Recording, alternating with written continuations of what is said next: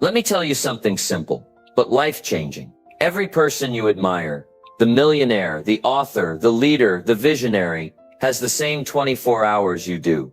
They don't get more hours in the day. They just use them differently. And the truth is, most people don't have a time problem. They have a priority problem. You see, success isn't something you stumble into by chance. It's something you build, hour by hour, decision by decision. Now here's the question I want you to ask yourself, and answer honestly. What am I doing with my 24? Because while some are wasting time scrolling, others are investing time building. While some are hoping, others are planning. And while some are surviving the day, the successful are designing their life. This video isn't about hustle. It's about wisdom. It's about the small changes that turn ordinary days into extraordinary results. So if you're tired of feeling behind, if you're ready to stop making excuses, and if you want to finally take control of your time and your future, then don't go anywhere. Because what you're about to learn could change the way you live every single day from this moment forward. Let's begin. Success starts the night before. You don't start a successful day in the morning. You start it the night before. See, most people live reactively. They wake up, check their phone, stumble into the day, hoping for the best. But let me tell you, hope is not a strategy, and randomness never leads to excellence. The successful, they do something different. Before their head hits the pillow, they've already mapped out the next day. Because a day well lived begins with a plan. I used to think I could just wing it. Wake up, drink some coffee, and figure it out as I go. But I learned the hard way. If you don't run your day will run you, and it rarely runs in your favor. Now here's a little philosophy I live by. Don't start your day until you've finished it. On paper, take 10 minutes at night. Just 10. Write down what matters most for tomorrow. Who you need to call, what you must get done, and more importantly, why it matters. Because without clarity, you're just busy. But with clarity, you're effective. Now let me ask you, when was the last time you ended the day with intention? Not Netflix, not scrolling, not staying up just to stay up. I'm talking about ending your day with discipline and direction. The successful use the night to set up the morning. They prepare their mindset. They set the tone. They align their actions with their vision. You want a different life? Start preparing differently. Because if you prepare like the average, you'll live like the average. But if you prepare like the successful, day after day, you become successful. So tonight, don't just go to bed. Go to bed with purpose. Lay out your clothes. Review your schedule. Plan your top 3 priorities. And visualize the kind of person you're going to be when the sun rises. Success isn't found in the noise of the morning. It's found in the quiet of the night, when nobody's watching, and you decide who you'll be tomorrow. Remember this, the day belongs to the one who prepares for it, and preparation always begins the night before. Mornings make or break your life. They say the early bird gets the worm. But let me tell you something deeper. The early bird doesn't just get the worm. He gets the edge. You see, the way you start your day often determines how you live your life. And most people, they start the day late, rushed, and already behind. But successful people, they know that the morning is sacred. It's a time to lead, not follow. To build momentum, not chaos. You've got 2 choices every morning. You can wake up with intention, or you can wake up reacting to emails, messages, noise, and nonsense. I used to think mornings were just something to survive. Now I see them for what they are. A gift. A golden window to set the tone for everything that follows. Let me ask you this. Do you wake up on purpose? Or do you just wake up by default? Because how you start the morning is how you approach your goals. Your health, your business, your relationships. It all begins with that first hour. The successful, they don't waste that hour. They own it. They get up early. They read, they reflect, they move their body, they write down their goals. They don't start with the world's noise. They start with their own voice. Now you might say, Jim, I'm not a morning person. Well, neither was I. Until I realized that success didn't care about my preferences. Discipline is doing what needs to be done, whether you feel like it or not. And mornings are the best time to practice that discipline. That first hour, that's where confidence is built. That's where clarity is sharpened. That's where you remind yourself, today I'm in charge of me. You don't have to wake up at 4 a.m., but you do have to wake up with purpose. Before the world makes a demand on your time, you make a declaration about your life. So here's your challenge. Start tomorrow different. No phone, no distractions. Just you, a plan and a commitment to lead your life, not follow someone else's. Because if you win the morning, you win the day. And if you win the day, you start winning at life. Focus on priorities, not activities. Most people are busy, but busy doesn't mean productive. In fact, some of the busiest people I know are going nowhere fast. They run, they rush, they check boxes, they're exhausted. But at the end of the day, there's no real progress. Why? Because they confused movement with achievement. Let me give you a philosophy worth writing down. Don't major in minor things. It's easy to stay busy. It's harder to stay aligned. The successful, they don't chase activity. They chase results. And the way they get results is by knowing what truly matters. And putting that first, you've probably heard of the 80-20 rule, the Pareto principle. It says that 80% of your outcomes come from just 20% of your efforts. Well, successful people don't ignore that truth. They live by it. They ask, what are the few key actions that move the needle? What are the priorities that build the future? And they give those their best energy. Here's the danger. You can spend your whole life being efficient at the wrong things. You can organize, color code, and execute, and still end up frustrated. Why? Because it's not about doing more. It's about doing what matters most. Let me ask you something. Do you know the difference between a task and a priority? A task is something to do. A priority is something that must be done, or the day is lost. Successful people don't just fill their day. They frame it around what counts. Now that might mean doing fewer things, but it also means doing better things. It means trading shallow for deep, distraction for direction, reaction for intention. Remember this, your time is limited, but your focus is powerful. When you give your best energy to your top priorities, you gain back time, confidence, and momentum. So take a hard look at your to-do list. Then ask yourself, what on this list actually matters? And more importantly, what will move my life forward if I get it done today? Do less of what doesn't matter. Do more of what does. And watch your life change. Not by being busy, but by being effective. Calendar, it or forget it. Let me give you a simple rule for success. If it's not on the calendar, it's not going to happen. You see, the average person keeps their plans in their head. They say things like, I'll get to it. I'll try. I'll do it when I have time. But the successful, they live by a different standard. They understand that what isn't scheduled is soon forgotten. Winners don't rely on memory. They rely on structure. Now, I'm not talking about filling your calendar with every little task.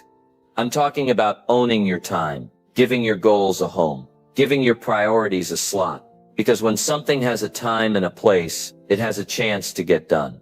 I once heard someone say, don't prioritize your schedule. Schedule your priorities. And that's exactly what the successful do. They make room for what matters on purpose. So let me ask you, where on your calendar is your growth? Where is your reading, your planning, your health, your wealth building activities, your deep work, your relationships? If they're not there, they're not real. They're just wishes floating around in your head. The successful don't hope to have time. They make time by blocking it, guarding it, and showing up for it. That's what a professional does. That's what a disciplined life looks like. You see, when your calendar reflects your values, that's when life begins to change. You stop living by chance, and you start living by choice. Let me challenge you right now. Pull out your calendar. Look at the next 7 days, and ask yourself, does this reflect the person I want to become? If not, change it. Not tomorrow, today. Because when you control your calendar, you control your future. And when your schedule honors your vision, that's when your results begin to align with your potential. So remember, if it's not scheduled, it's just a good idea. But if it's on the calendar, it's a commitment. And commitment is the bridge between who you are and who you want to be. Say no to say yes. One of the greatest lessons I ever learned in life and in business was this: you can't say yes to everything and still win. Now that might sound simple, but don't underestimate it. Because the truth is, most people don't fail because of a lack of talent. They fail because they say yes to too many things that don't matter. Distractions, requests, random invitations, urgent but not important tasks. You see, every time you say yes to something unimportant, you are quietly saying no to something critical. You're saying no to your health, no to your goals, no to the focused, quiet time that builds your future. Let me tell you, the power to say no is the foundation of focus, and focus is the path to freedom. Successful people understand this. They don't let guilt run their calendar. They don't let urgency outrank purpose. They protect their time like it's treasure, because they know it is. Every yes must be earned. Every yes must serve the bigger picture. Because time is like money. You can spend it, or you can invest it. And too many people are spending their time on things that give no return. So let me ask you, are you filling your day with what's easy or with what's essential? Sometimes the most powerful word you can say is a simple, firm, respectful no to overcommitment. No to time wasters. No to the things that pull you off course. So you can say yes to focus. Yes to growth. Yes to the life you were meant to build. Now hear me clearly. Saying no doesn't make you selfish. It makes you serious. Serious about your values. Serious about your time. Serious about your future. So from now on, when an opportunity comes, ask yourself, does this serve my purpose or steal from it? If it serves, say yes with full heart. If it steals, say no with full strength. Because every no to the wrong thing is a louder yes to the right one. Turn waiting time into growing time. Life is full of gaps. Moments when we're not really doing anything, waiting in traffic, sitting at the doctor's office, standing in line at the bank, or waiting for the next meeting to start. Now here's the difference between the successful and the average. The average person kills time, but the successful, they grow in it. They understand that time, even small pockets of it, can be invested. And like money, the small investments, when added up, create massive returns. Let me give you a simple truth. You don't need more hours. You need better habits inside the hours you already have. The successful turn dead time into development time. They don't just wait, they learn while they wait. They listen to audiobooks. They review their goals. They reflect. They grow on the go. You'd be amazed at what you could learn if you took just 20 minutes a day to study something meaningful. That's 10 hours a month. 120 hours a year. That's a college course on your commute. It's not about being perfect. It's about being intentional. See, we all get the same 24 hours, but some people let the gaps drain them. Others use them to sharpen the saw. Here's a challenge. Start carrying a book with you. Keep a podcast playlist.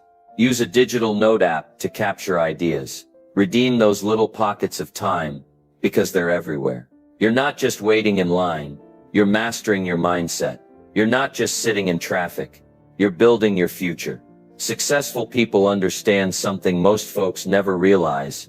Every moment has potential, if you're prepared to use it. So from now on, don't say, I'm just killing time.